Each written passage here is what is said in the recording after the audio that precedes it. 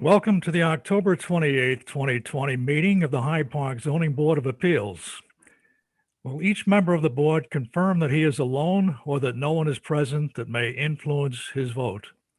As called, please respond yes or no. Secretary, please call.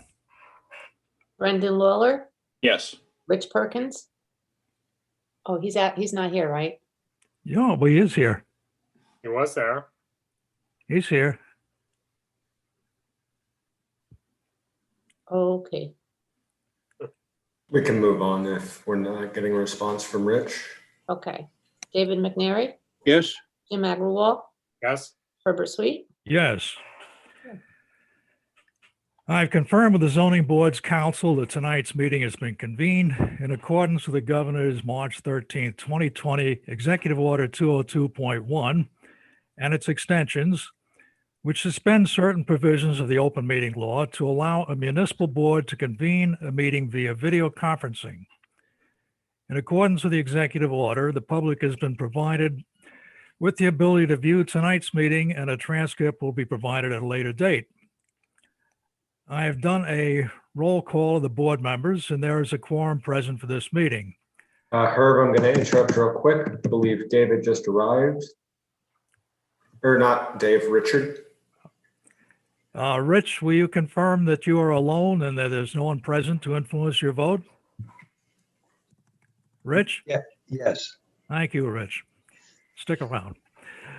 I've also confirmed with the zoning secretary that this meeting has been duly noticed. We have fulfilled our legal notice requirements by posting notice on the town's bulletin boards and news organizations, etc., and posting notice on the town's agenda center of its website. We will now commence the Pledge of Allegiance. Because of audio synchronization, the only person that you may hear is me. I pledge allegiance to the flag of the United States of America and to the republic for which it stands, one nation, under God, indivisible, with liberty and justice for all. Our next meeting will be held on Tuesday, remember that, Tuesday, November 17th, 2020. May I have a motion to approve the minutes for the September 23rd meeting? So moved. McNary. Thank you. And may I hear a second? Second, Jim. Thank you. And will the secretary poll? Brendan Lawler, Abstain. Rich Perkins, Here. David McNary, Yes. Jim Agrawal, Yes. Herbert Sweet. Yes. Going into previous matters to start, first item is Locust on the Hudson, 135 Old Post Road, Statsburg, New York. This is a variance from section 108-4.3G2 to allow construction within the screen corridor, changing the undisturbed area from 100 feet to 0 feet for construction incursion in the waterfront district. I'm not expecting the applicant's representative, and if the representative is here, speak now. I'm not expecting anyone. Okay, I'll continue. The public hearing was closed on July 22nd, and a written comment was received from Christopher Scholes and Ines Elskop within the post-public hearing closing period. It should be noted that our zoning officer has determined that the ground disturbances are not construction, so that no site plan is required. However, a review of the SWPPP plan by our attorney showed that the pond requiring an area variance is part of an 8.2 acre project on a parcel that is contiguous to a historic site, the Mills Mansion, AKA the Statsburg. According to 6 NYCRR 617.4, Type 1 Actions 9 and 6 NYCRR 617.3G, a full EAF is required. On receipt of it, the board can then determine what agencies may be involved and proceed with the application. Thus far, that EAF has not been received. Correct me if I'm wrong, Linda, have we received anything? No. That's what I thought. The board is continuing to wait for the EAF. So are there any questions from the board? None. From None. Alan. No. Thank you. Any comments from the attorney? Not at this time. Thank you. Any comments from the zoning officer? No, thank you. Okay. Then we'll just move along to the next application and continue to wait. Next application is a sign for the Enclave. This is on Cream Street. This is a variance from section 108-24.1 F2B, changing the maximum letter height from 10 inches to 18 inches for the letters T and E. And section 108-24.1 F2B, changing the maximum letter height from 10 inches to 24 inches for the letters H and L for the entrance sign in the Green Belt District. Is there a representative from the Enclave present? Yes, Ken Kesimento from LRC. Good evening, Ken. Good evening. The public hearing for this application was closed on September 23rd, 2020, with comments acceptable until October 5th, 2020. Dutchess County Planning has responded that this is a matter of local concern. Were any public comments received? No, there were not.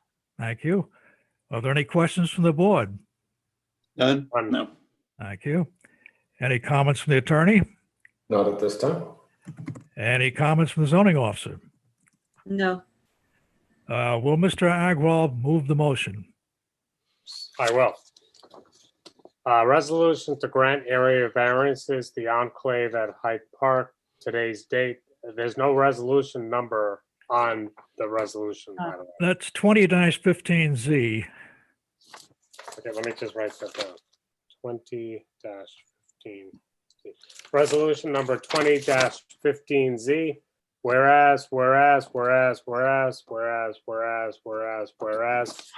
Now therefore be it resolved that the zoning board of appeals makes the following findings in accordance with section 267-B of the town law and Hyde Park zoning law, section 108.33.6B2 regarding the requesting variances. 1, the requested variances will not produce an undesirable change in the character of the neighborhood or be detrimental to nearby properties.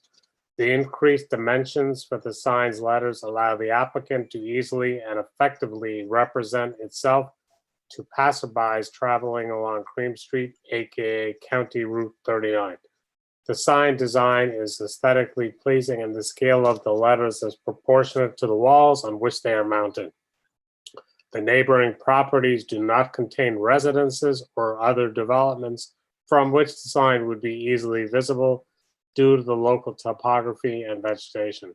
The increase in letter height will therefore not have a significant impact on the neighborhood or negatively affect nearby property. Number 2, the benefits sought by the applicant cannot be achieved by some method feasible for the applicant to pursue other than area variance. The applicant seeks the requested variances in order to increase the size of its sign lettering so that it will be proportional to the size of the wall on which the letters are mounted and be recognizable and legible to passerbys. The sign is meant to be visible from Cream Street, aka County Route 39, on which vehicles frequently drive in excess of 45 miles an hour. The benefit of increased visibility cannot be achieved by means other than increasing the size of the lettering or changing the sign design to make the letters more noticeable. The applicant has chosen a sophisticated font which is consistent with the character of the area. Changing the sign design to a different font may increase the impact of the sign on the neighborhood and may not be in line with the applicant's desired aesthetic. Number 3, the requested variances are substantial as the permitted size of a letter will increase by 8 inches or 80% for 2 of the letters and by 14 inches, which is 140% for 2 of the letters. However, the impact of the variances is not substantial because the font style is narrow and the larger letters are not significantly distinguishable from the smaller letters. In addition, the sign will not be illuminated and the lettering will be gray so as to not be distracting or draw attention. Number 4, the granting of the requested variances will not have an adverse effect or impact on the physical or environmental conditions in the general neighborhood or district. Allowing the lettering to be larger than permitted by the zoning law would not result in the sign having any significant additional effect on the environment. Number 5, the difficulties are self-created. Be it further resolved that the zoning board hereby grants the requesting variances subject to the following condition. Number 1, payment of all fees and escrow. May I have a second to the motion? Second, McNary. Thank you. Poll the board, please. Jim Agrawal, Yes. Brendan Lawler, Yes. Dave McNary, Yes. Rich Perkins, Yes. Herbert Sweet. Yes. Okay. On Wes. to the next resolution. Thank you, everyone. Have a good night, Ken. Thank you, Ken. Okay. Good night. Good luck on that project. Thank Fine. you. This is Tarcio Rodriguez, 13 Curry Lane. A variance from section 108-5.15, changing the side yard setback from 25 feet to 3 feet 0 inches for a new 3-car, 2-story garage on a narrow lot that does not allow for 25-foot setback. And section 108-5.15, changing the front yard setback from 50 feet to 40 feet 0 inches for the addition to an existing single-family home in the waterfront district. Is the representative present? I am. Okay, good evening again. Hello. Okay, the public hearing for this application was closed on September 23rd, 2020, with comments acceptable until October 5th, 2020. Were there any public comments received? No, there were not. Thank you. Are there any questions from the board? None. None. Thank you. Any comments from the attorney? No. Any comments from the zoning officer? No. Will Mr. McNary move the motion? Resolution to grant area variance, 13 Curry Lane, Hyde Park, dated October 28th, 2020. Resolution 20-16Z. Whereas, now therefore be it resolved that the Zoning Board of Appeals makes the following findings in accordance with section 267B of the town law and Hyde Park zoning law, section 108-33.6B2 regarding the requested variance. 1, the requested variance will not produce an undesirable change in the character of the neighborhood or a detriment to nearby properties. The property presently contains a 2-story house. The new garage to the north of the house will fit with the style and tone of the neighborhood, and while 3 feet from the property line will not disrupt or impact the northern neighbor's property as it is partially wooded. The addition to the house will fit and improve the appearance within the neighborhood.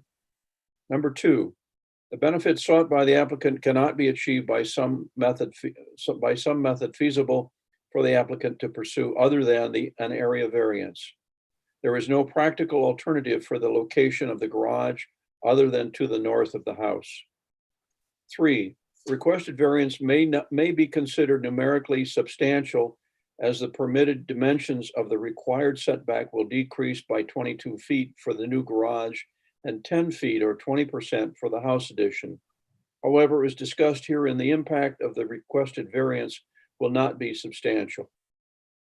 Number 4, the requested variance will not have an adverse effect or impact on the physical or environmental conditions in the general neighborhood or district. The requested variance will allow the construction of a 2-story garage and the addition to the house. While there will be ground disturbance during the construction, these variances will not have a significant adverse environmental impact. Number 5, the difficulties are self-created. Be it further resolved that the Zoning Board of Appeals hereby grants the requested variance subject to the following conditions. 1, payment of all fees and escrow. May I have a second to the motion? Second. Second. Who seconded? Jim, Good. Will the secretary please poll the board? Jim Agrawal, yes? Brendan Lawler, Yes. David McNary, Yes, Rich Perkins, No. Herbert Sweet. Yes. Okay.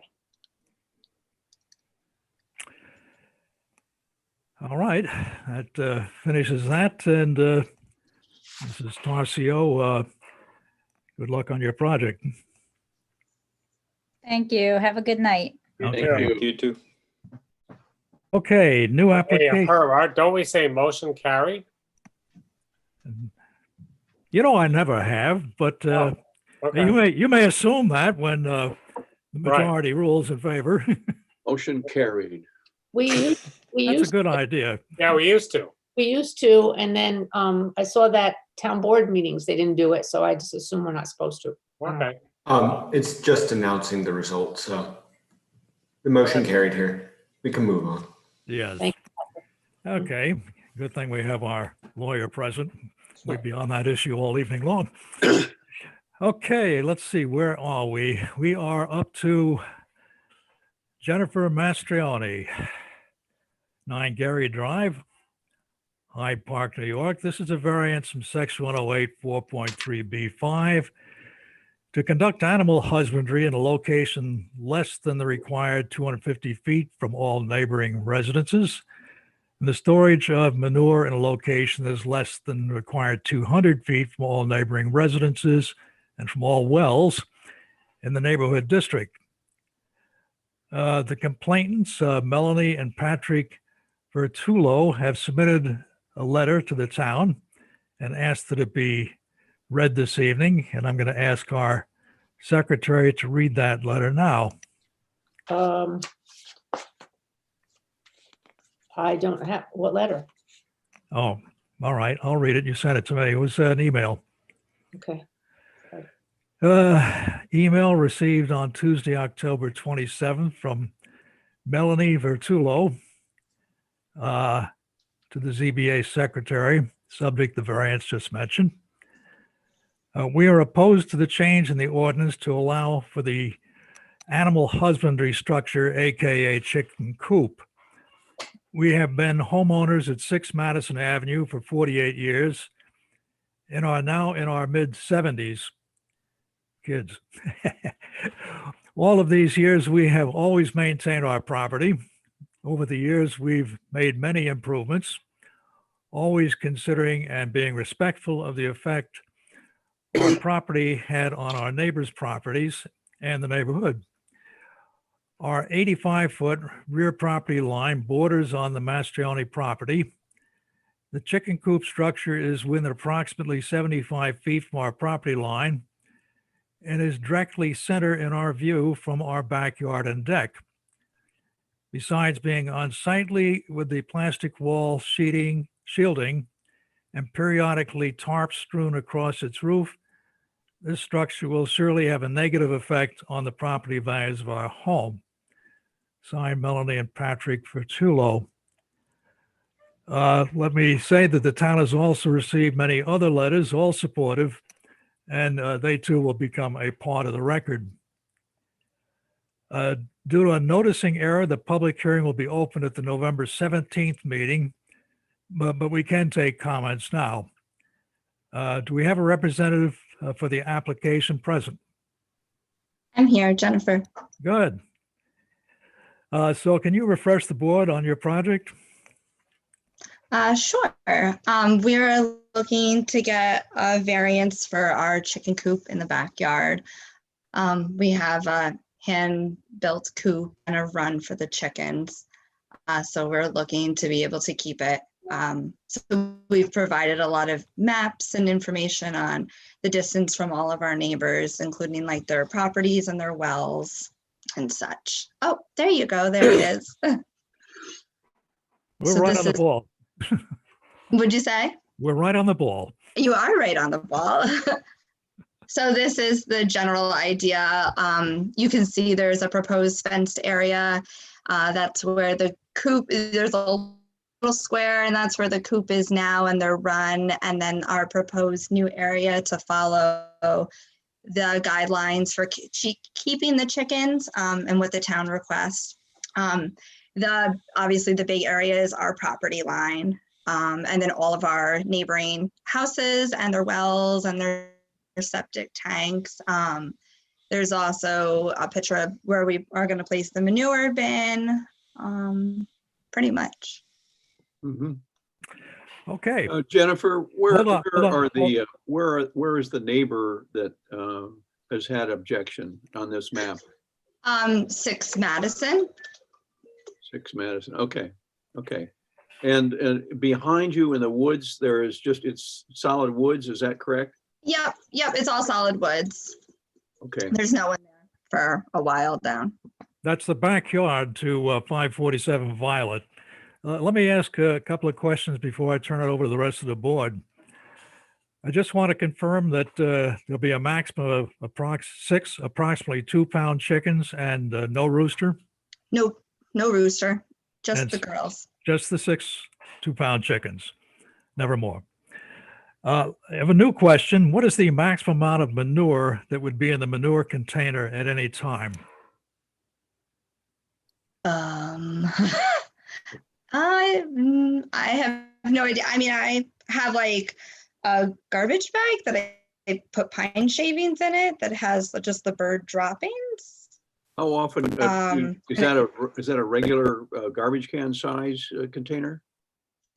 Yeah, we get them from Royal, Okay, like the Royal one. so and it's they get about picked up about a once a week. 45 gallon, the orange one or the black one or the green one or the blue one? Ours are green. Okay, so Yeah. that's about 45 to 50 gallon capacity. But I only would fill like 2 garbage bags would go in there. That's it. How often do you have to, how full is it when you empty it once a week?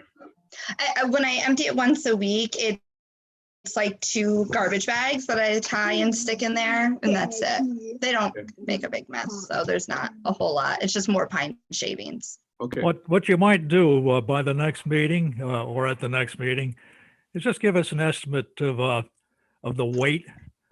Okay. Okay. And maybe you might break that down if you possibly can. I'm not going to get too fussy, but obviously some of it is going to be shavings and Yeah, some of it that's is the going to be, majority. yeah, and some of it'll be chicken poop. well, Yeah. Herb, it sounds like if it's even 40 gallons, which would be what, 40 times 8, or it's 320 pounds, it was full, but so 8 pounds to the gallon. I doubt that they have more than 30 gallons in there, so that would be 240 pounds maximum. I don't think that Mrs. Mastriani is going to be carting 240-pound garbage bags to the garbage container. So it's Have going to be a good little wheels. less than if you had just liquid in it. Yeah. Well, you can give us some of that detail later, but that's of interest because we have one regulation that covers everything from horses on down, and so I'd like to discern the difference between what you're doing and what someone else might be doing, just to get a handle on the scope of this. Sure. All right, and let me ask if you've completed your planning board site plan pre-app with the planning board chairman and the zoning officer? I did. We had a meeting last week.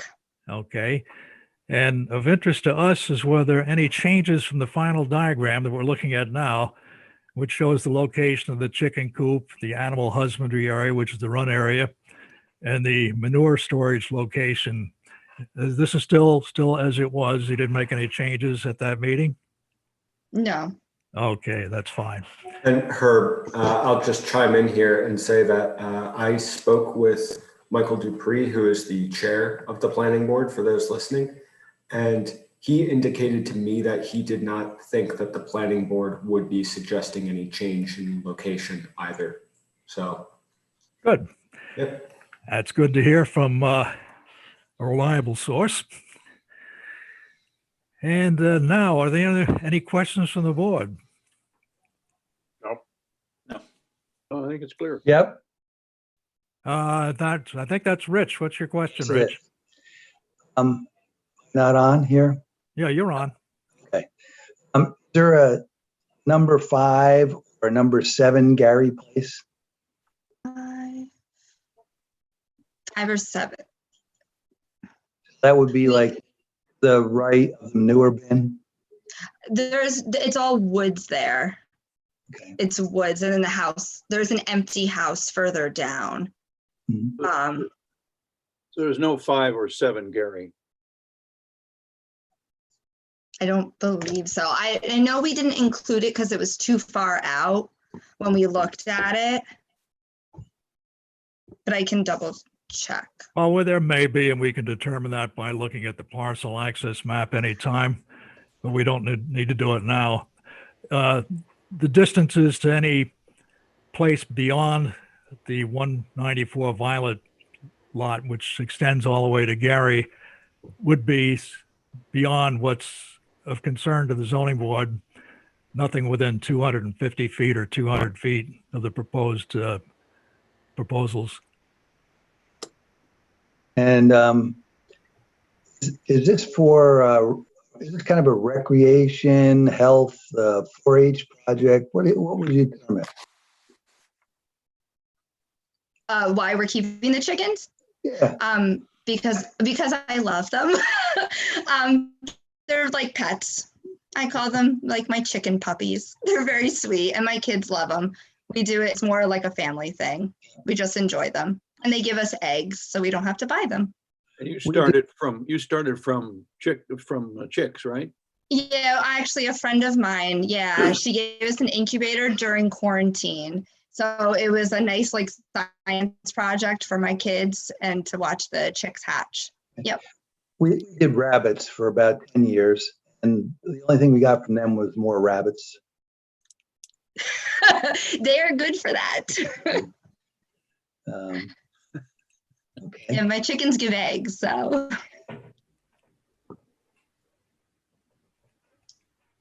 That's it for me. Okay.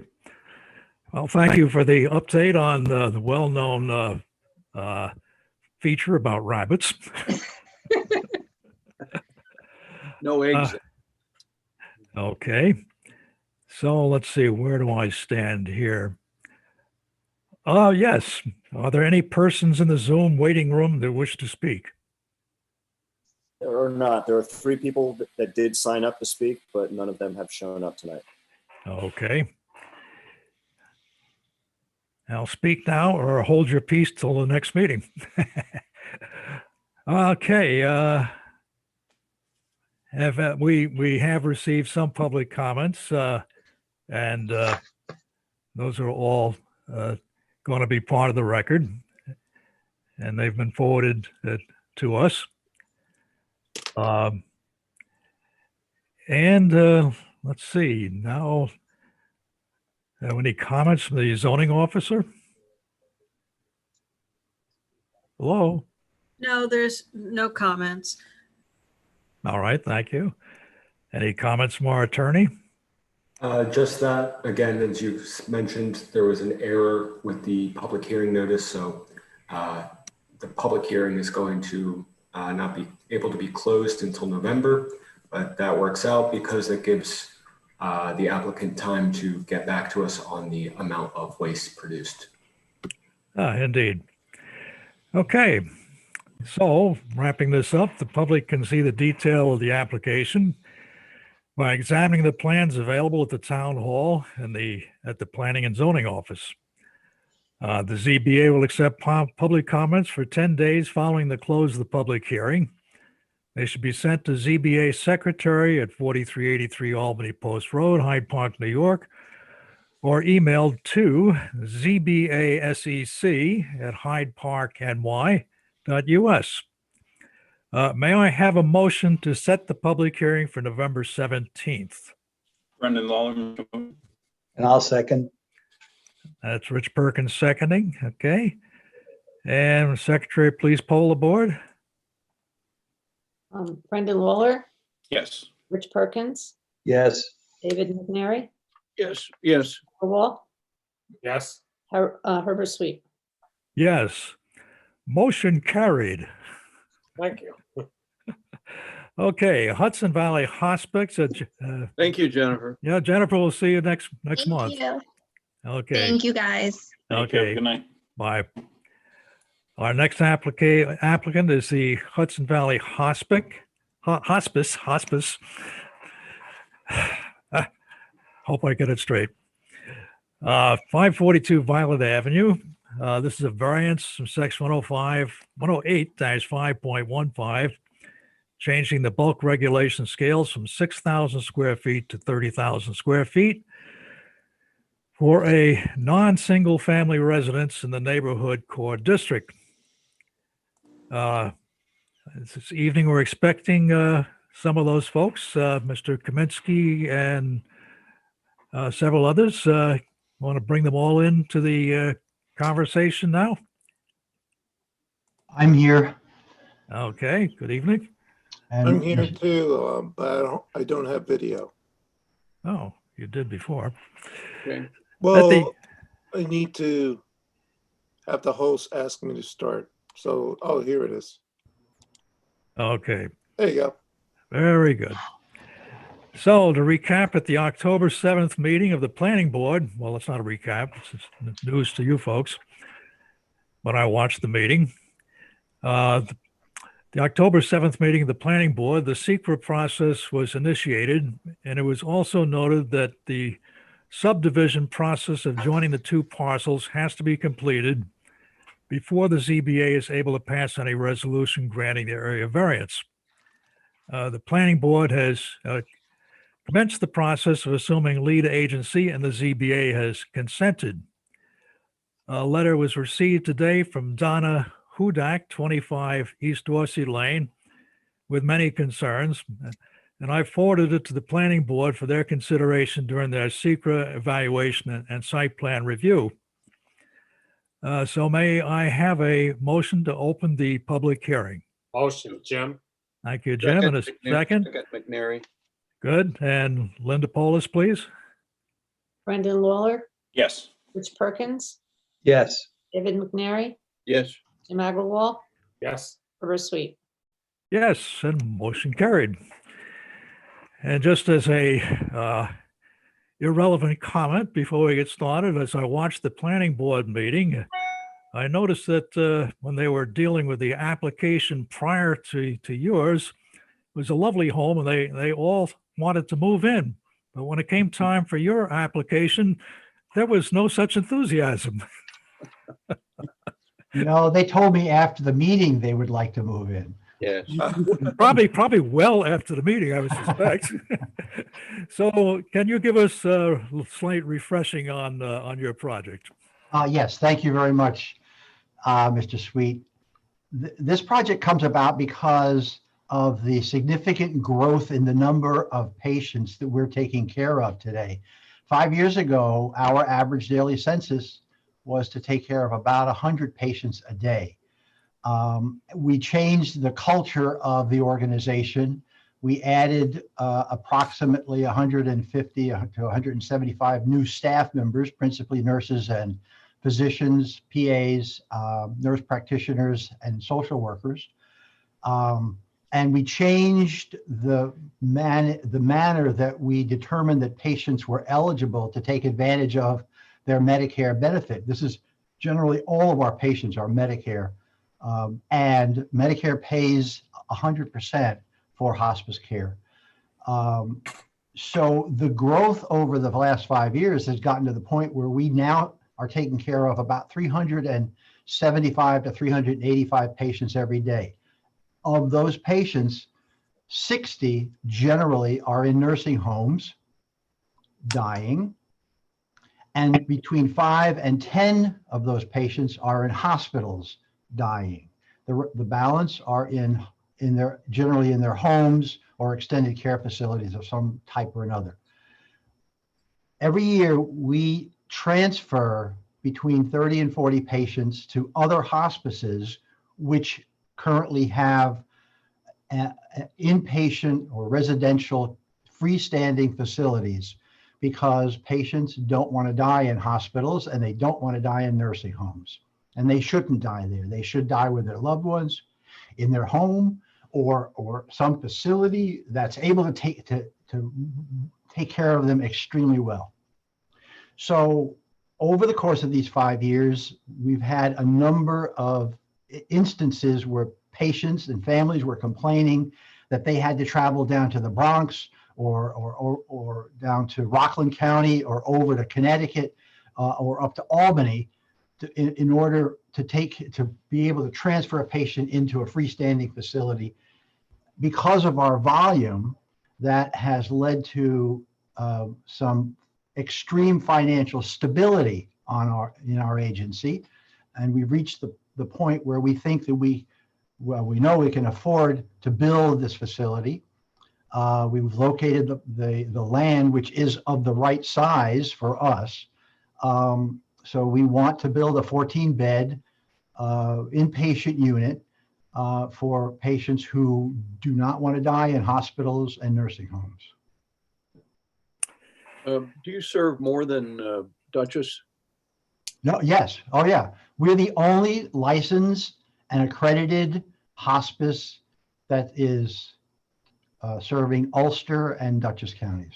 And when you have to transfer patients out, where do most of those transfers go? Most of them go to either Orange County or over to Western Connecticut in Danbury Hospice. So not a convenient transfer. No, some of them even go down to the Bronx, to Calvary, or a couple of Catholic hospices down there. How long do the patients typically stay in a hospice?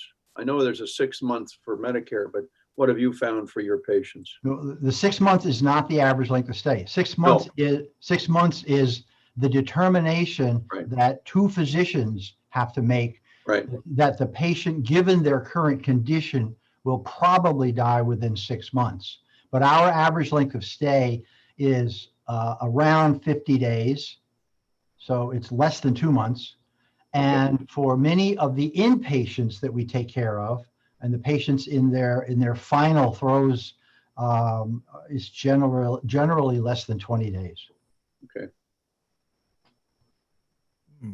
We actually, it's better for the patient if they can agree to consent to allow us to take care of them sooner rather than later. The problem with most patients and families is it's hard to accept the fact that the patient's going to die within 6 months. If somebody was going into hospice, I mean, I think many, and we hear this frequently, I'd rather die at home. And I know hospice provides that service at home. Correct. Versus going into a facility. Why would I not decide to pass at home as opposed to going into your facility? Oh, good question. It's very hard on families and caregivers to take care of a patient who's dying. Very hard. It's depending on what the condition of the patient is, especially in the last 2 to 3 weeks of the patient's journey. The pain that some patients go through, or the amount of anxiety they go through, or just the amount of nauseousness that they go through. People, caregivers have to be there to take care of them, and many they can't tolerate it. And they might be taking care of their mother for 4 months or 5 months, and they throw up their arms. I can't do it anymore. And we have to take the patient and figure out where to transfer them to. Mike, can I add something? Yes, go. Sure. I just wanted to add that in many cases, the actual physical home is not set up for the care. For example, a simple example is most houses have the bedrooms upstairs. A lot of the houses have small stairs, so it's a lot harder to get equipment up and down the stairs to the second floor. The necessities of sinks and toilets are usually not in the right spot. So the hospice adds that convenience where Right. there may not be any convenience at the, actual home. Jamie is absolutely correct. Let me add that we provide all of the medical equipment that's necessary to take care of the patient, the bed, overbed tables, wheelchairs, walkers, et cetera, et cetera, et cetera. That's part of what we pay for, and the patient doesn't pay for it. But Jamie's right. Many homes they don't have enough space for a big hospital bed, because that's what we provide, a hospital bed. So we wind up having to move furniture around for the family, and the family helps us, but it's not a good situation in many homes. How did you come up with the number of 14 beds? Yeah, I was going to ask that. Well, have you assessed the area that you're serving, and feel that that's the number that's you're going to be needing? Yeah, three years ago, not every patient needs to be in one of these facilities. We had a feasibility study performed by a consultant from New Hampshire about 3 years ago that looked at our then census, which was around 250 or so. And based on what they thought the feasibility was to drive this kind of a program, and coupled with what the State Department of Health allows. The State Department of Health only allows up to 16 beds, but the consultant felt that at the time we could afford to fund a 14-bed facility. Now, probably today it could be 16, but we've already been through the process with the town, or we're involved with the process with the town. We had to create a certificate of need application with the state months and months ago that we're in the process of negotiating now. So we're okay. We're satisfied with 14 beds. Is 14, so 16 is a state limit? That's the state limit, correct. What happens if your demand goes up? Actually, Jamie has, assuming that the state would allow us, Jamie's created a facility that we would be able to add to, and assuming that the town will allow us. Yeah, so there's a certain amount of flexibility in the number of beds that we could grow to. Not a lot, maybe, maybe Definitely 4. not a lot. But we could definitely expand a few extra beds. Are you talking about growing on this site? Yes. Okay. Yes. Okay. Now, let me just add one other thing. There was a feasibility study done just prior to my becoming the CEO here. And these facilities generally don't make a lot of money. Many facilities don't make any money, and they rely on the communities to underwrite the losses in them.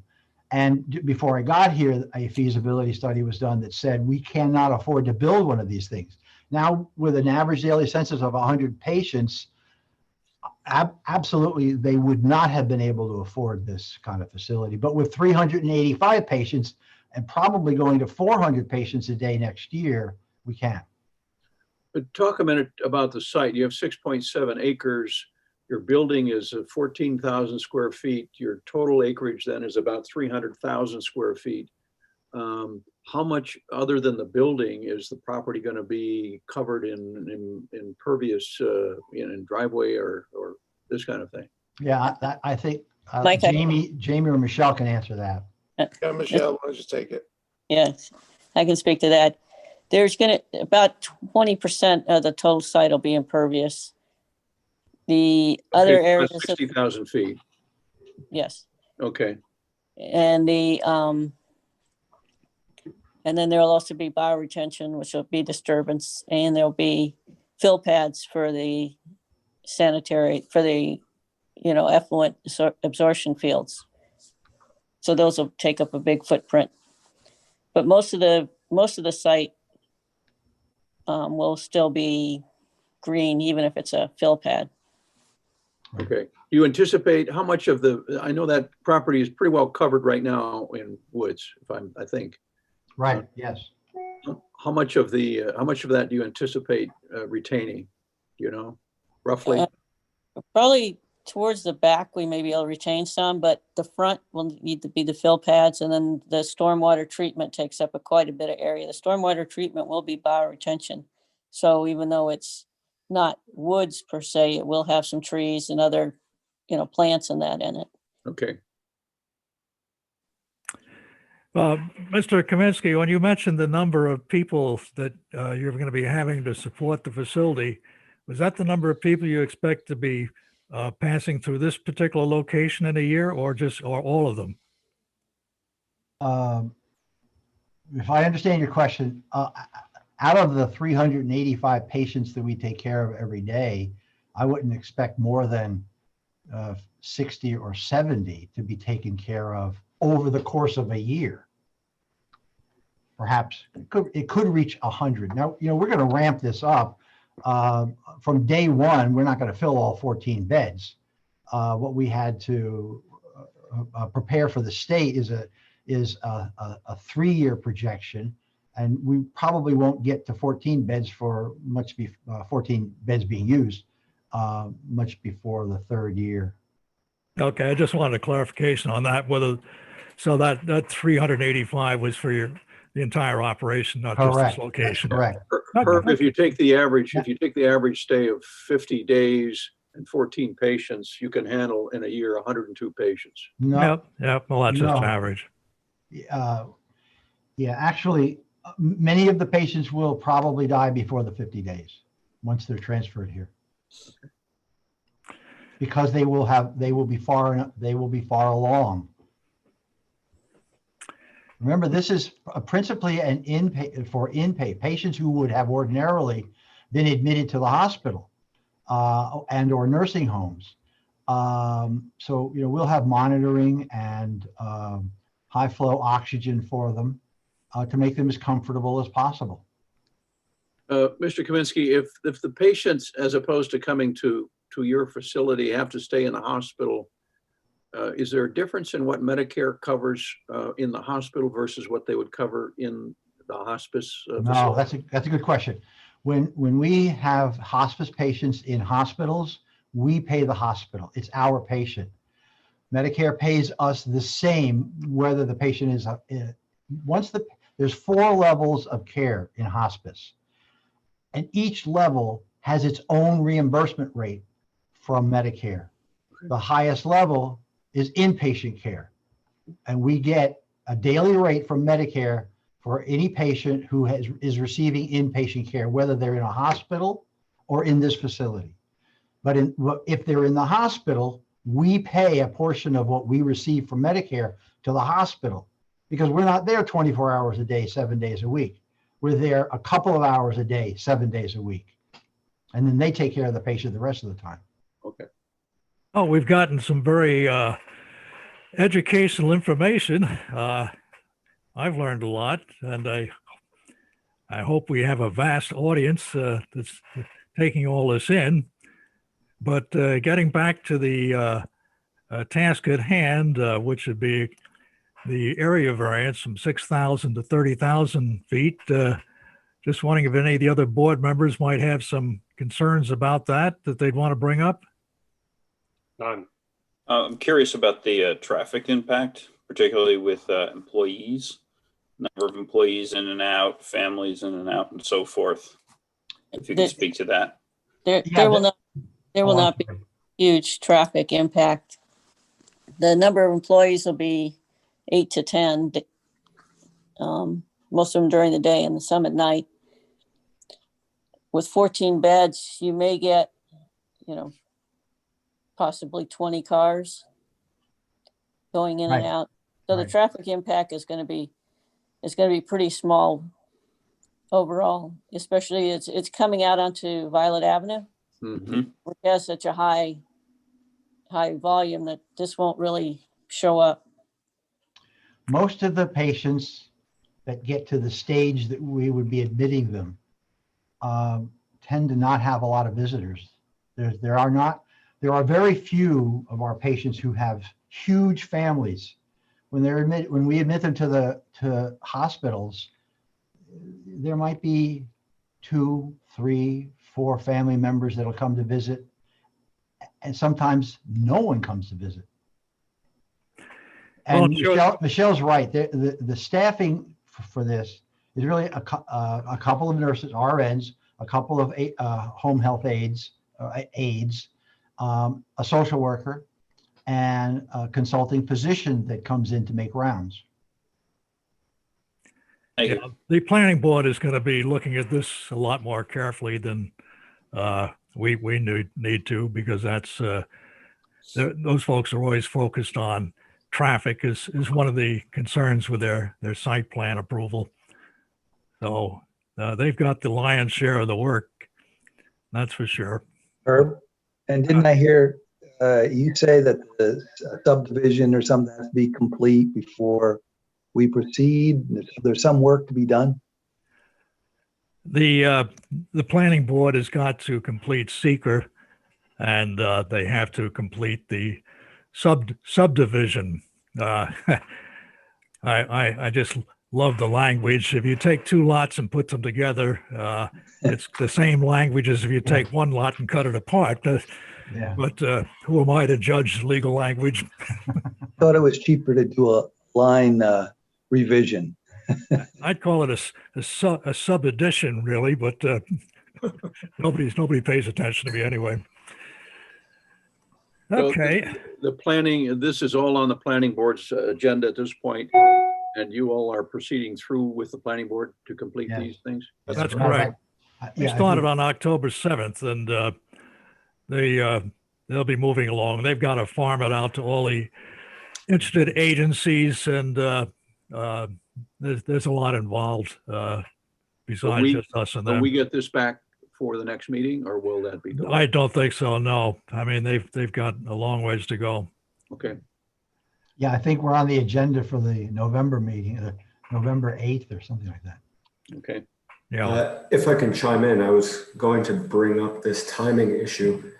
This is up to the applicant's discretion. Given that we still need to wait on the planning board to deal with the environmental review and subdivision before we can act, it might behoove you to wait until perhaps the December meeting for us to continue hearing your application, just so that you're not coming back to us and saying, all right, well, we still can't do anything yet. That's up to you, however. Patrick, that's probably a good idea because we'll still have to have the public hearing with the planning board for seeker. Good. I always listen to our consultants.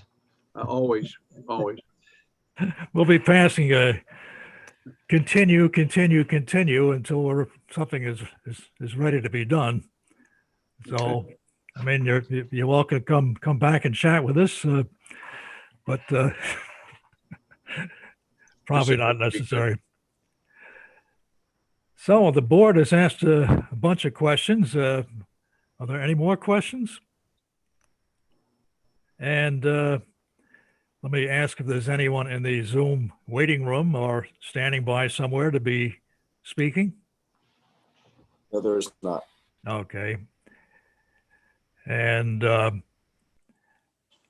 I've made a mention of one public comment that had been received. Have there been any others? No, there have not. Okay. We have any comments from the zoning officer No, not at this time. and from our attorney? No additional comments. No additional comments. Okay. Okay, wrapping this up, the public can see the detail of the application by examining the plans, which are online at the town website and at the town hall and the planning and zoning office. That is hydeparkny.us. Go to departments, then to zoning board of appeals, and then to applications. The ZBA will accept public comments until 10 days following the close of the public hearing. They should be sent to ZBA Secretary at 4383 Albany Post Road, Hyde Park, New York, or emailed to zbasec@hydeparkny.us. So may I have a motion to continue the public hearing? Gary, so move. And let me Second. ask just a moment before you go any further, guys. Patrick, do we want to continue it to a specific date or just or not? That's what I brought up with the applicant. If they would like, we could continue it to the ZBA's December meeting. That way they don't need to come back to us without an update in November, since we don't really think that there would be any need for it. Yeah, that's fine with me. That's okay. Okay. Motion for the, to continue to the December zoning board meeting. I don't, off the top of my head, know exactly what that is without looking it up. But we can The make meeting in that, December. yeah, I don't know what the date is. You can just say the scheduled ZBA Scheduled December meeting. Yeah. Scheduled ZBA meeting in December. Okay, so Dave makes the motion. May I have a second? Second, Jim. Okay. Secretary, please poll the board. Brendan Lawler, Yes. Rich Perkins, Yes. Dave McNary, Yes, Jim Agrawal, Yes. Herbert Sweet. And motion carried. thank you all, gentlemen and lady, for this. It's very interesting project. Thank you. Thank you for your Thank time. you. We'll Thank see you. you in Have a good December. night. Okay. We will see you folks in December. The December meeting is December 9th. December 9th. December 9th it is. Can I Okay. ask a quick question before we leave? Yeah, sure. When will we have the opportunity to see any of the public comments? You can contact the zoning office at any time, Oh. and I'm sure that they can provide them to you. Okay, I was just curious. Sure. Mhm. Thank you. Okay. All right. So you folks can go have a cup of coffee, and we'll have to wait. Good, Oh. good night, everybody. Okay. Good Good night. night. Night. Thank Thank you you. for everyone's time. Okay. Our next applicant is Robin Hughes G., 3 Bircher Avenue, Poughkeepsie, New York. This is a variance from section 108-5.15, changing the front yard setback from 50 feet to 30 feet and changing the rear yard setback from 30 feet to 27 feet for new construction between 2 existing porches in the neighborhood district. Due to a noticing error, the public hearing will be opened at the November 17th meeting, but we can take comments this evening. Is the applicant present? No, she's not. In that case, there won't be any comments taken. So I had some questions, but we're going to hold them off until the applicant appears. And I don't know if there's no one to ask questions to, except me. No, I presume the board members don't have any questions that they think I can answer, but go to it. Silence, that's good. Neil, is there anyone in the Zoom waiting room? No, this is a new application, so it's not a public hearing. You're right, but we did advertise it, and there may have been some people that showed up. So that's why I asked the question. Have any public comments been received? No, they have not. No, okay. Any comments from the zoning officer No, not at this time. and from the attorney? Nope. Okay. The public can see the detail of the application by examining the plans available at the town hall and at the planning and zoning office. The ZBA will accept public comments for 10 days following the close of the public hearing. They should be sent to ZBA Secretary at 4383 Albany Post Road, Hyde Park, New York, or emailed to zbasec@hydeparkny.us. May I have a motion to set the public hearing for November 17th? Motion, Brendan. Brendan and Second, Jim. Jim, and Secretary, please poll. Brendan Lawler, Yes. Rich Perkins, Yes. Dave McNary, yes, Jim Agrawal, Yes. Herbert Sweet. Yes. And question for Patrick. Certainly hope the applicant comes to the next meeting, but if they don't, we're just going to have to defer. Would that be correct? You could defer a month or so, you could eventually say that the applicant has decided not to prosecute their application and just dismiss it. Otherwise, you could say, all right, based off of the information we've received in the application itself and in the public hearing, we decide to grant or not grant for one reason or the other. But let's see what happens. Yes, indeed. Okay. A lot of the general public is not tuned into this stuff, and we have enough trouble ourselves. So we'll move along to the next application, which is Floyd and Evelyn Holt, 11 Stoutenburg Drive, Hyde Park. And this is a variance from 108 4.3G2 to allow construction of a new driveway within the 100-foot stream corridor, varying from 100 feet to 0 feet in the neighborhood district. A stormwater report was received from Berger Engineering today, and I'd like a summary of it, not being a civil engineer. So is there a representative for the project present? Yes, Mr. Chairman, I am. Okay.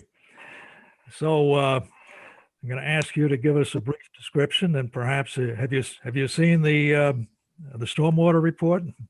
Yes, I wrote it. Okay. I didn't look at the fine print. So, Well, you saw the company, you didn't see my name on it.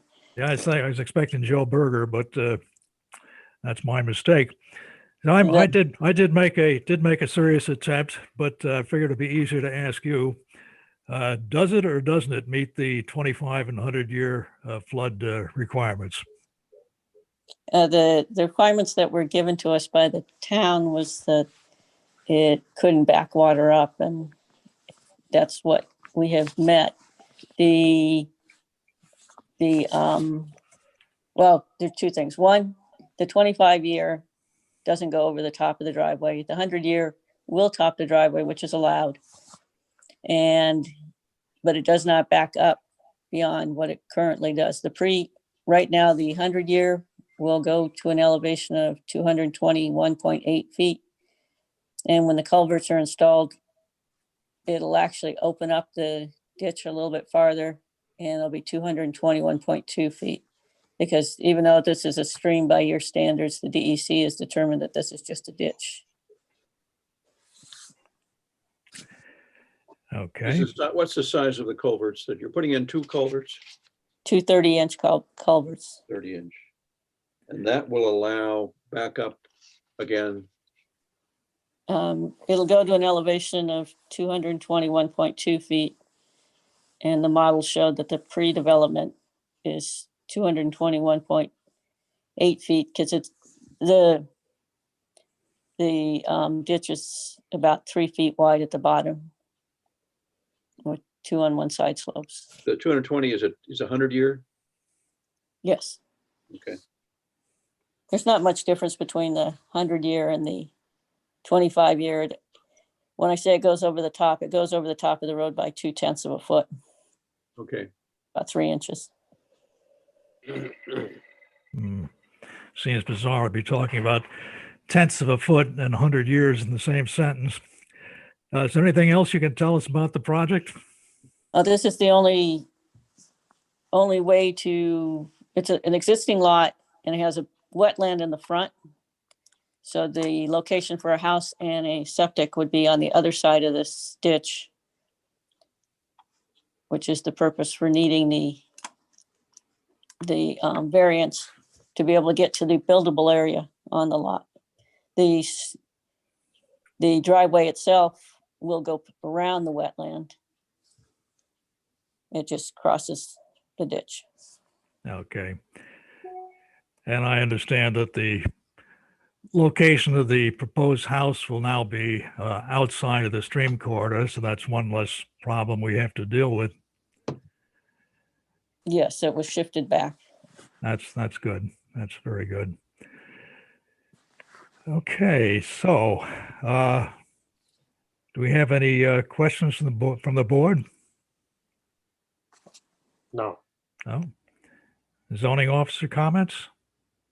No, just recognize that the stormwater report was submitted to the ZBA as well as to us to review for the erosion sediment control permit. And we just wanted to make sure that the pipes were sized appropriately. And I believe the size was increased over what the first estimate was. So I appreciate you doing the report and making sure that everything's going to flow properly. Thank you. You're welcome. Well, I'm glad to have you on board, Ted.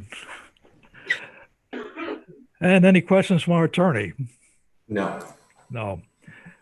Well, I personally would like to visit the site, and I believe Dave would also. And I don't. Maybe some other board members would like to.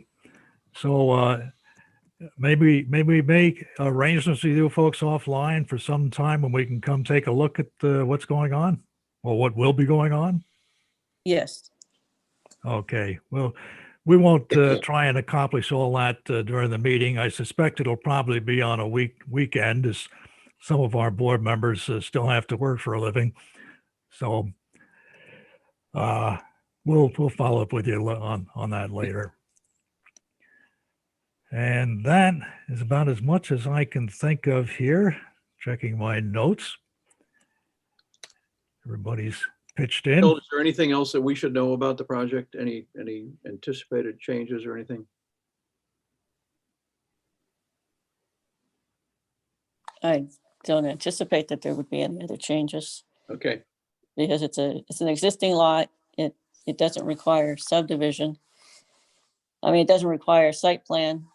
We submitted for the erosion control permit, which was pretty simple. Okay.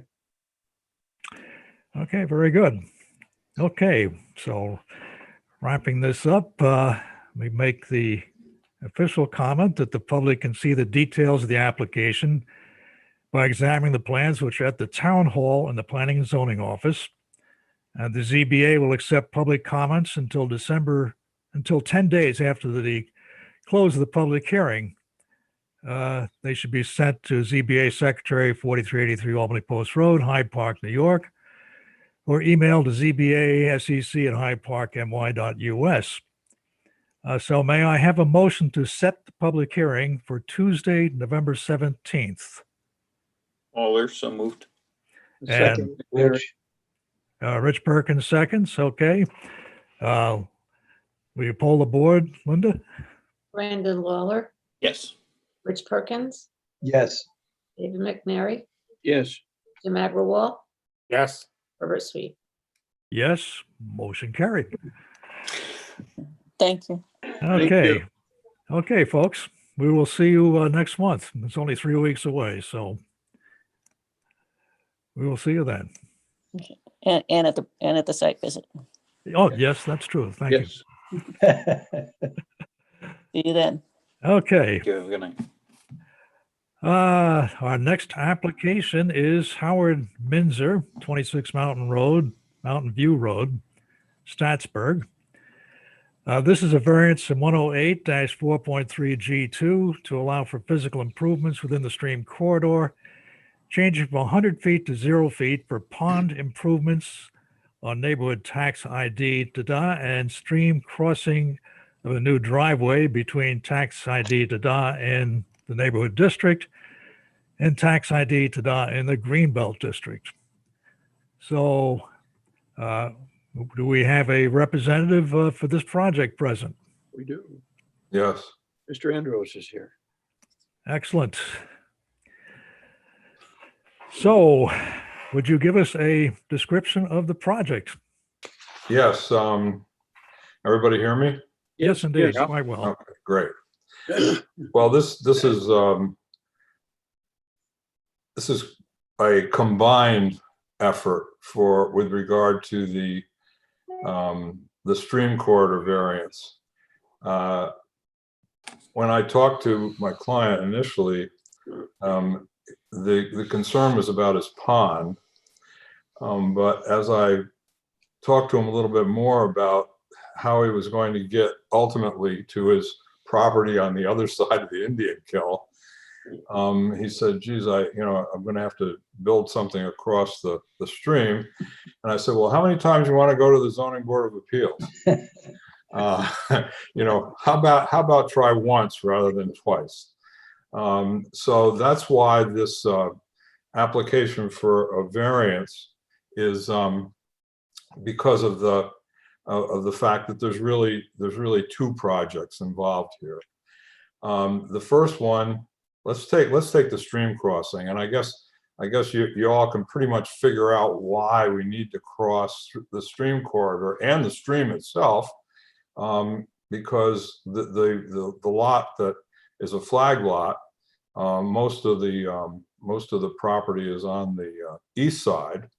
It's a flag lot with access from Mountain View Road, and the property between Mountain View Road and the Indian Kill, or even better so, the stream corridor itself, is you can't develop it because of the various setbacks that are required, property line for putting a house, or also septic system, setback from the Indian Kill. So really the only place to do anything in the future would be to cross the Indian Kill and cross this stream corridor, which is 200+ feet wide, the town corridor, to get to the majority of this 20-acre site. And that's kind of the same situation that you heard with the hold application, except the federal government has delineated a floodplain, but it's a closely guarded secret as to how they determined this floodplain. I have made requests to the FEMA document library, and they're still looking to try and figure out where the data is that led to the original floodplain delineation. And if you take a look at one of the plans, the very first plan, you'll see that right off the bat, you'll find yourself saying, this is kind of interesting, because if you look at the FEMA floodplain up at the property line where the existing pond is, you'll see that it goes over a spot elevation of about 194.3, and then wanders a little bit lower, but okay, let's say 194. All right, now let's go over straight across to the other side of the Indian Kill, and you can see that the FEMA floodplain boundary is at elevation 197 or 198. Now, I think that everybody here has enough common sense to know that the water can't be cocked over like that at the same cross section and elevation. So right off the bat, there's a problem, and that's what made me search the FEMA library. But what I did do for the purpose of moving forward was to say, well, it looks to me like the one on the right-hand side or the east side, this 197 is screwy. And so I'm going to use the 194 to design the culvert crossing for the Indian Kill for this new access to the east side of the Indian Kill. And the criteria that I used was that I was not going to back up the water any more than what it would be at that property line, the north property line of the site by the pond, which is elevation 194. And the calculations and the information is shown on sheet 2, I believe. Let me just take a look. Yep, sheet 2. And it basically gives you the information that you need to come to the conclusion that even in the 100-year storm, Let me interrupt a little bit. Sure. I don't have the plans? The plan at my fingertips. I have it on my computer. Okay. Neil, do you have the ability to make Pete a co-host?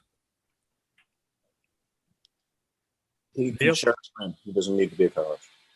Can he use screen sharing? Yes, he can. Would you do that so he can follow along?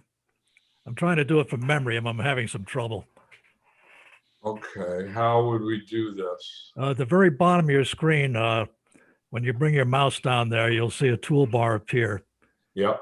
And in the center is a fluorescent green button that says share screen. Yeah. That's the one. Okay. Once you press that, we'll see what's on your desk, on your computer, just like you do. You sure? Yes. What if I have what you know? Oh, kind of interesting to see what's going to pop up. It will be entertaining anyway. Something my mother shouldn't look at. Okay, well, That's right. let's. All right, here it is, be right here. surprised. It's this one. I don't know how you make it bigger.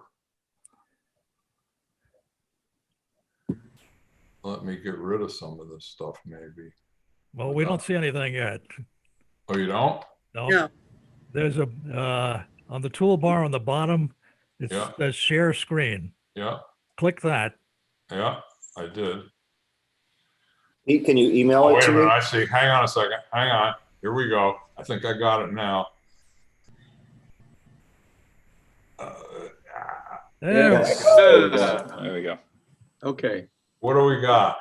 we see the middle Down a of, little bit. of the text. Do you Oh, want- so I'm moving it around. Is it moving around? yeah. Yes. Okay, good. What you see is what we see. So why don't you start with the diagram? Okay, hang on. There we go. All right. Fantastic. Okay.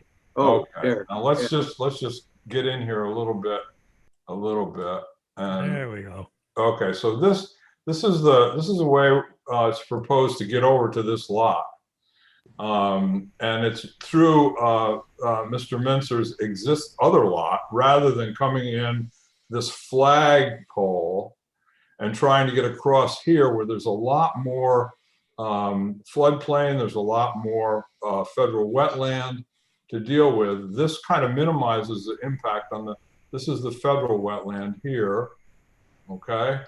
This dashed line. So I tried to get it, tried to minimize the impact on the federal wetland. And also, if you take a look at this line right here, that's the floodplain that FEMA has concocted that I haven't been able to figure out yet. And that's that 194 contour right around in there. We can kind of get right up to it. There's a spot elevation of 194.3, 194, and then a little bit lower. So that's what I use, because over here, you'll see that the same FEMA floodplain is at 197 or 198.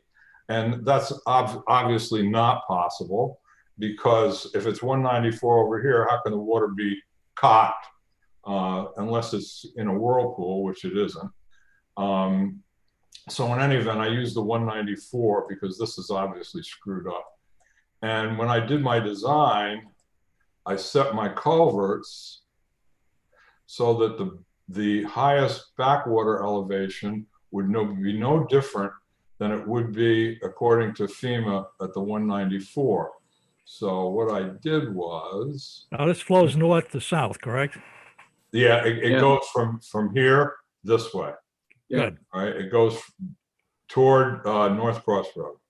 So it turns out that we need 3 48-inch pipes in order to carry the 100-year flood without backing the water up past this property line right here, which is what I took for doing the design elevation 194. So there's got to be 3 48-inch pipes. Why that many? Well, if you go over here and look at the narrative, you'll see that based on what FEMA said they used for determining the hydrology for the Indian kill, and which I used same as they did, and I came up with 100-year storm event peak discharge rate was 280 CFS. Now, will it ever be 280 CFS? Probably not, because the Statsburg Reservoir is upstream. My calculations, and I think theirs also, assume that the Statsburg Reservoir wasn't there anymore. But of course, we're going to get some flood control from that reservoir, but I discounted it in my calculations. So you can see that if you go through this, you can see that we got the conclusion is that there's no increase. All right, there's no increase in the base flood elevation at the northern property line of the Mincer property. But again, it takes 3 48-inch culverts to be able to do that. So that's basically the stream crossing. And let's go back to that one. Let's go back to that one. This one right here. All right. We'll back up a little bit. Okay, so now we got the situation with Mr. Mincer's pond, which is what started this little consideration. Right now, oops, wait a minute, let's go to the existing conditions plan, which I put together. Right now, here's his pond. Oh, we don't see it yet. There's the water. Wait a minute, there's nothing on the screen. Oh, wait a minute. Oops, I got to do share, don't I? Hang on. How the hell do I do that?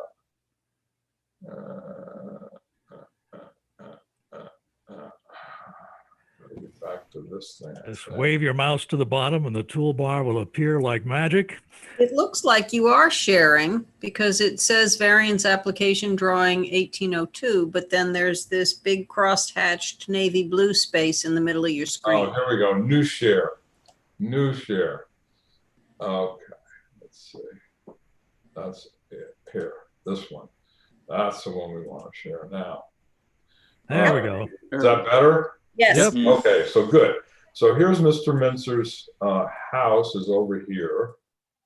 It's a driveway, comes in. By the way, at my request, Mr. Mincer had this whole the stream corridor for the Indian Kill from North Cross Road all the way up to the Stoutsburg Reservoir reflown for photogrammetric mapping because at a 1-foot contour interval, because the available contours were at an interval of 2 feet, and the Indian Kill is so flat that you can't really do justice to any hydrologic or hydraulic analysis unless you have 1-foot contours. So anyway, he paid for all that, and the mapping was done, and that's what you see here. So when the photographs were taken from the aerial from the airplane, all digital, the water in his pond, which is right here, was elevation 193.1.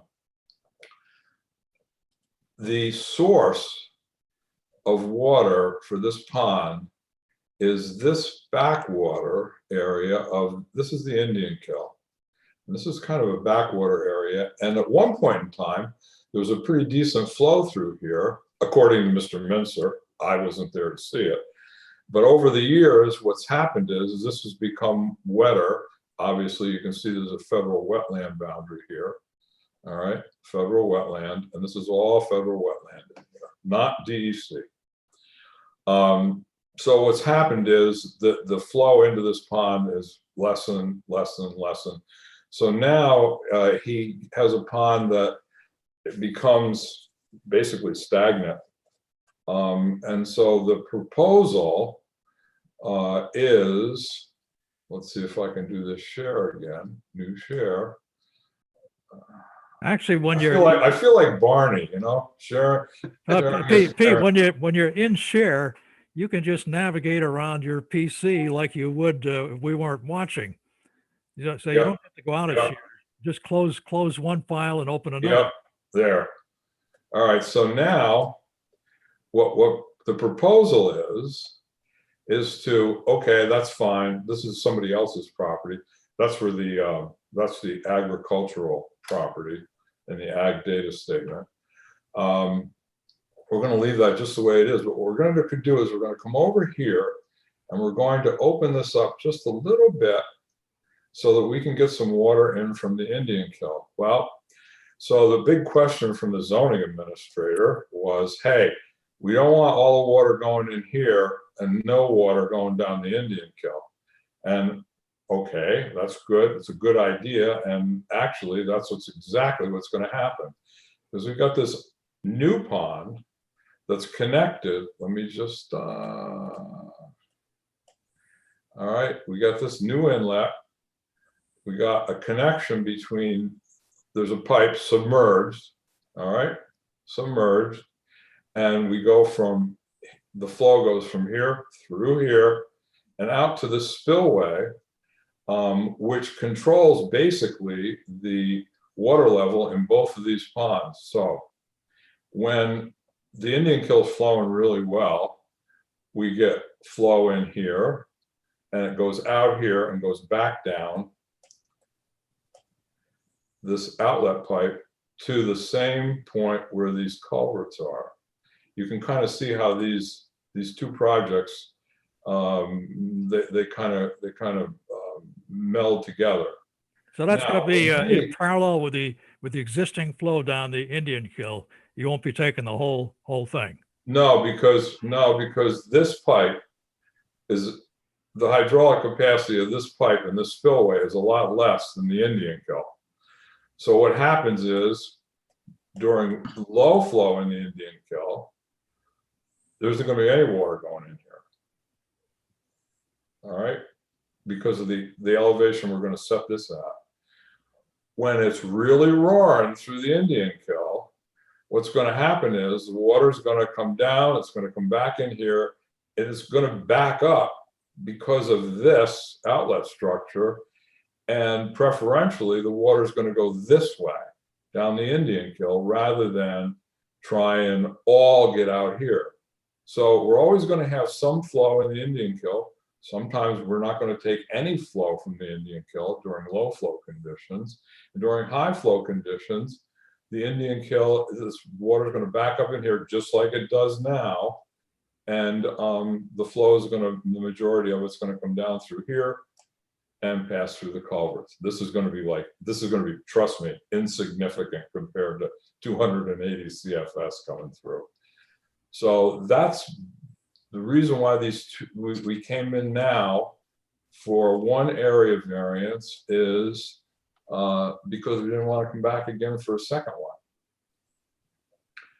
This can be built with material from on-site, and then the pond material can be used over here for another project. Again, here's that stream corridor, okay, the Hyde Park stream corridor limit line, because this is kind of a rough area.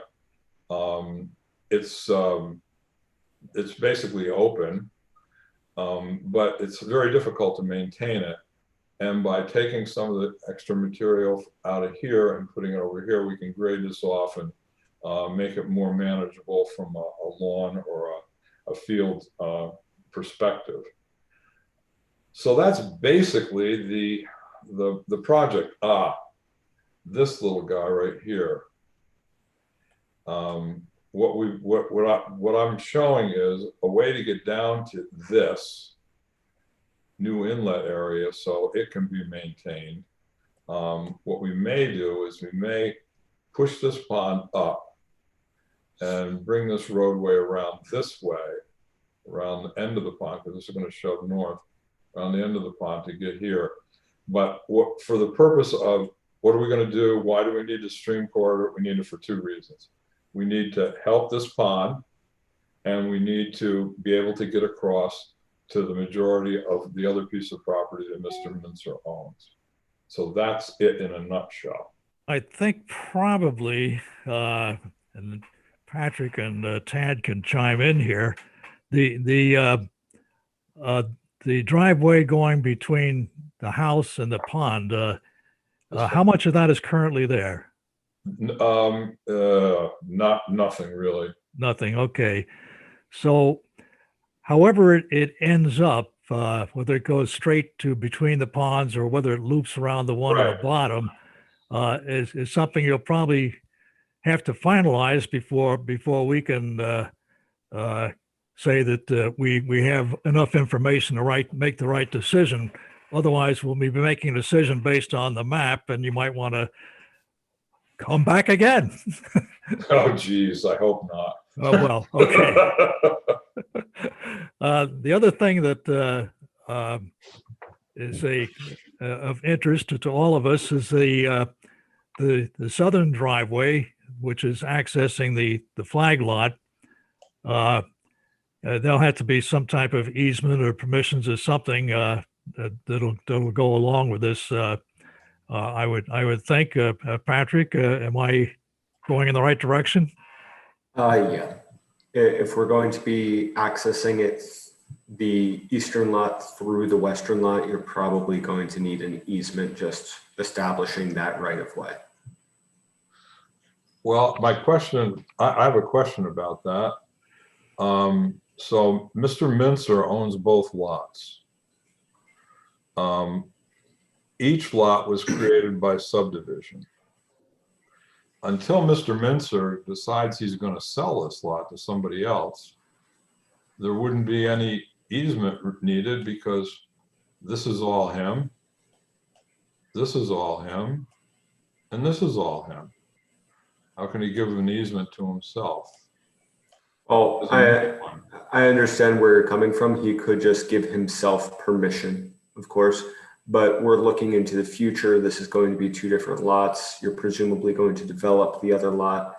And rather than have this driveway that goes over with no legal right of way, you would just want to get that established right now. And since he does own both lots, it shouldn't be a problem for him to get permission from himself. That's for sure. Okay, so it would be more of a, I think I just went through this. It would be more of a declaration rather than an easement. Correct. Correct? Yes, it would establish the same kind of rights between the two lots. But yeah. Okay. All right. However it's done, keeping in mind that the future is never predictable. That's for sure. Yes, you could certainly end up with two lots in the hands of two different people and nothing established as how the second lot is going to be accessed. Agreed. Let's head that one off in a bit while it's easy. Pete, could you explain a little bit about the location of the drive access after it crosses the culverts? Clearly, it doesn't go the shortest distance across the corridor, but moves up through the corridor. Could you talk to that a little bit? Oh, sure. This is all federal wetland in here.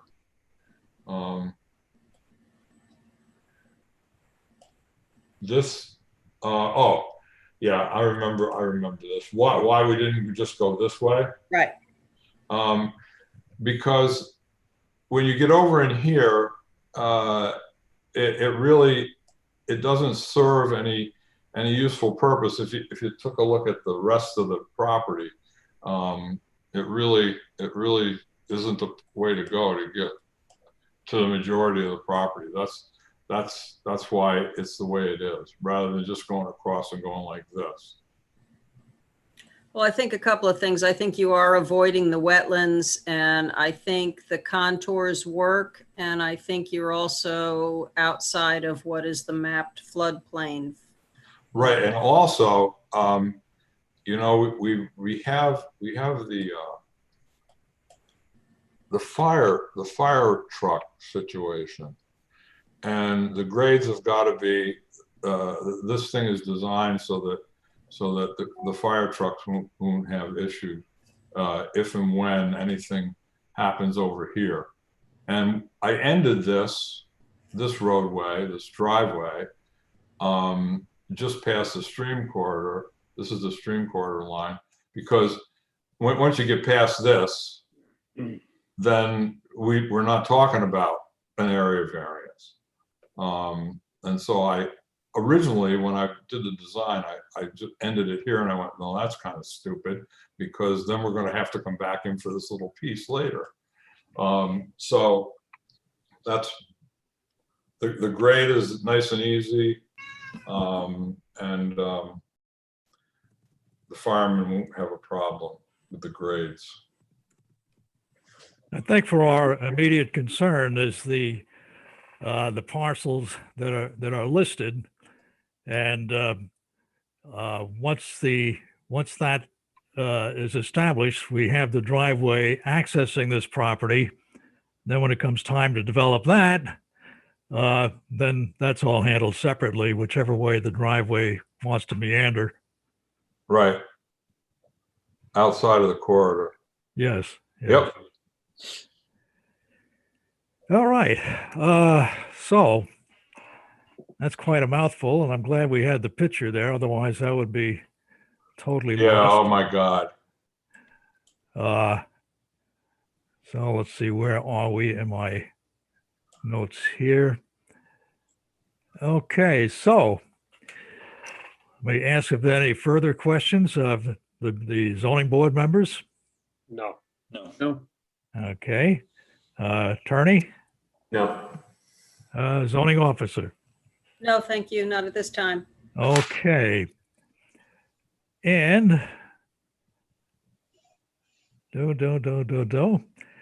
haven't mentioned it yet, but Dave and I would like to take a see at this site.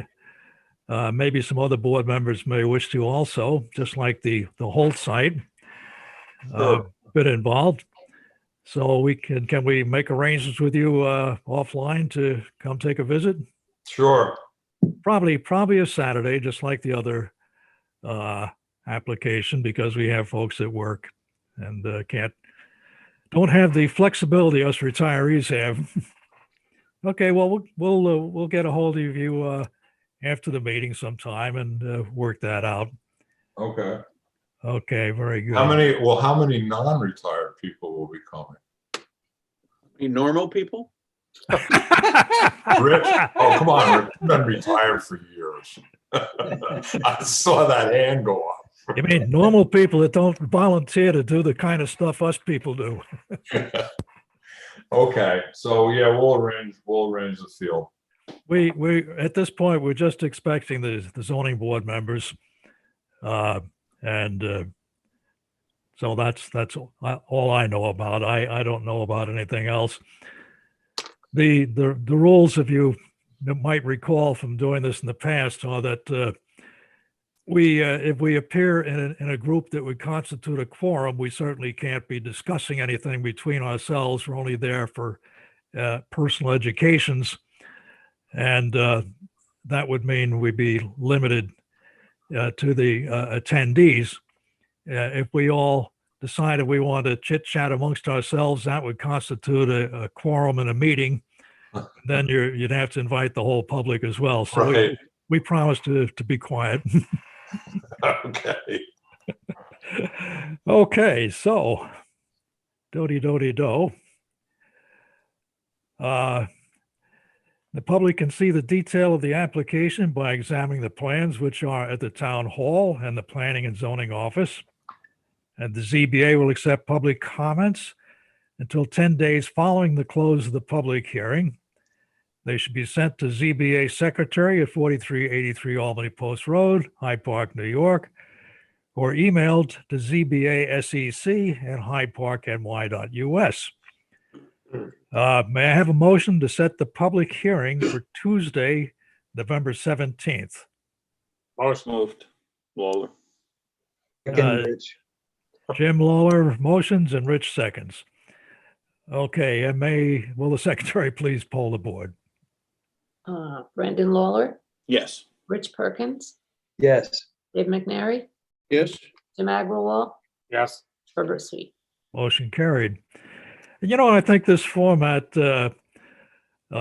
probably serves the public even better than in the past, because any member of the public that's interested in this application can go watch the meeting. on YouTube and be better prepared when they show up for the public hearing rather than be hearing what we just heard for the first time. That's just my opinion. So, ladies and gentlemen.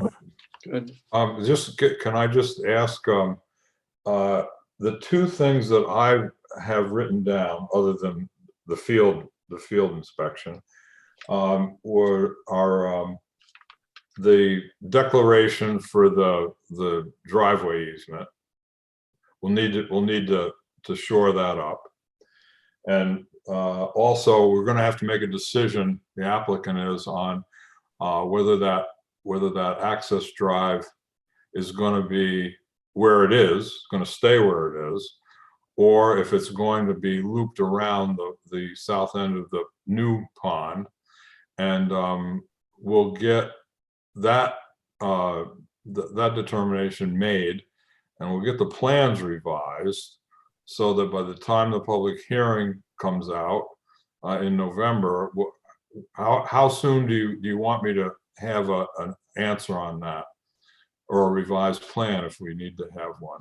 I think it would be a good idea to have it at the public hearing. Oh, absolutely. And that's remember, it's kind of short because of the holidays that nobody's going to be doing anything about with the pandemic. But nevertheless, it's only about 3 weeks from now. Would you want it a week before the public hearing? Maybe a week. All right, so we've got basically about a week to get our act together, right?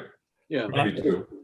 Yeah, well, it all depends on whether if you don't do it, then we're just going to drag it on till December and so right. forth. Yeah, which we're dragging it on is bad enough.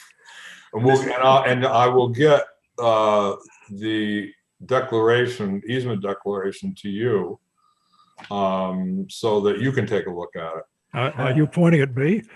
No, I was pointing at the attorney. Yes, I was going to say, Mr. Andros, I very much appreciate you trying to address that before the approval. But just to let you know, one thing we could do is condition your approval on us approving that declaration after the fact. Okay. But we would still like to see it sooner the better. Yeah, let me see if we can wrap it up rather than, I'm happy to I do just that. went through it on another project with John Marvin. And I think I got it. That's good. All right. Well, we got enough of the right people here, so that should make a big difference. All right. So that's what I'm going to do then. Okay, fantastic. And I'll listen for your jingle on when we're going to meet out in the field. Sounds good. Okay. All righty. Anything else? Oh, okay. All right. All right, folks. We will see you when we see you. And, that wraps up our applications this evening. And now we have come to the end of the meeting. And let me ask if there's any other business.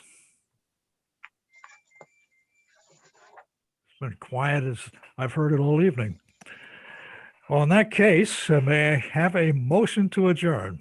Motion to adjourn. Rich Perkins makes the motion. May I have a second?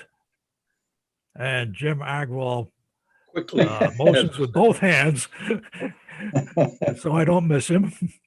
And this is my practice, so I don't have to wonder whether we should or shouldn't poll the board. I poll the board every single time. Give Linda something to do.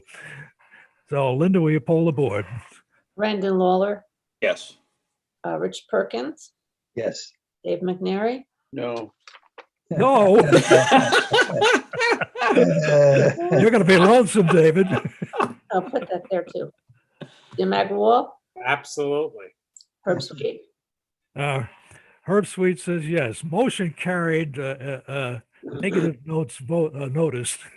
And Tad, thank you for all the information you've sent along on the stream stuff. That's been helpful. Okay, well, we will see you Night. folks soon enough, I'm sure. All right. Right. Have a Thank good you very night, much, everyone. everybody. Good Good night, night. everyone. Okay, good Halloween, guys.